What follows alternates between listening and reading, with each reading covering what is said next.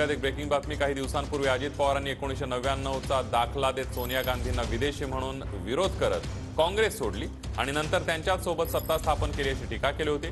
त्यावर आता आव्हाड आणि दादांना प्रत्युत्तर दिलंय। अजित पवारांना शरद पवारांचा इतिहासच माहीत नाही असं जितेंद्र आव्हाड यांनी म्हटलेलं आहे। परकीय व्यक्ती आपल्या देशाची पंतप्रधान नसली पाहिजे। वरिष्ठ पवार साहेब, संगमाजी, तारिक अनवर ह्या सगळ्यांनी तशा प्रकारची भूमिका घेतली। 99ला जून मध्ये राष्ट्रवादीची स्थापना झाली आणि लगेचच 99ला ऑक्टोबर मध्ये आम्ही विलासरावांच्या बरोबर मंत्रिमंडळामध्ये गेलो। 6 पण महिने झाले नव्हते। कुठे गेला परकीय मुद्दा? परकीय जर सोनिया गांधी परकीय होत्या तर त्या काँग्रेसच्या प्रमुख होत्या। मग त्या प्रमुख असताना त्यांच्याबरोबर कसं जायचा प्रश्न निर्माण झाला।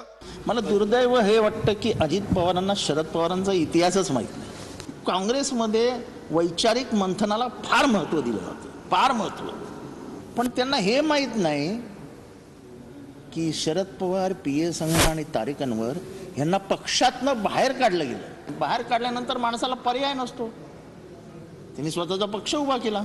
त्यामुळे शरद पवारांना पुतण्याच ओळखू शकलं नाही याच्यासारखं दुर्दैव नाही आहे महाराष्ट्रात।